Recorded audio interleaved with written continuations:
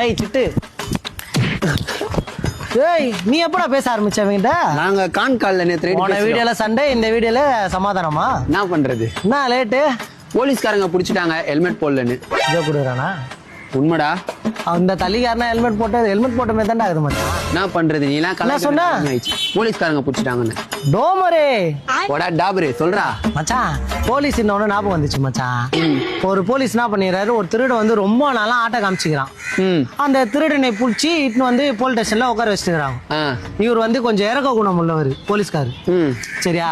அந்த திருடன் கிட்ட போயிட்டு அட்வைஸ் பண்ணி, திருடன் நீ இது மாரி இதெல்லாம் பண்ணி நெருகாத, உன் மேல நிறைய கேஸ் வந்துச்சு, இதுக்கப்புறம் நீ எதனா பண்ணினா உன்னை புச்சி போட்டுருவாங்க, இல்லன்னா தூக்கு தண்டனை குத்துருவான்னு அப்படி சொல்லிடுறாரு. கரெக்ட். அதுக்கு இந்த திருட ரொம்ப நேரம் யோசிச்சு சரிங்க சார்னு சொல்லிட்டு நம்ம தலை அஜித் சார் இருக்கிறாருல, ஆமா, அவர் பின்னாடியே போய் போய் போய் போய் ஒளிஞ்சு ஒளிஞ்சு வாழ்ந்துக்கிறான்பா ரொம்ப நாளா. ஏன் அவர்கிட்ட போய் கேட்க சொல்லு. யாருக்கிட்ட? தலை அஜித் கிட்ட. அவர்கிட்ட கேட்க முடியும்? அவருக்கு நம்ம ஆளு. சொல்லு. தெரியல மச்சான், நீயே சொல்லு.